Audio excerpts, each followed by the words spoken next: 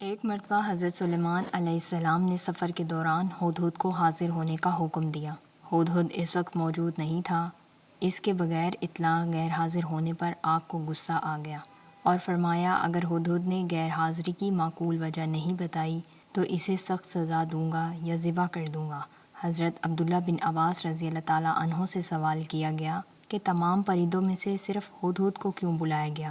آپ نے جواب دیا کہ حضرت سلیمان علیہ السلام نے ایسی جگہ قیام فرمایا تھا جہاں پانی نہیں تھا۔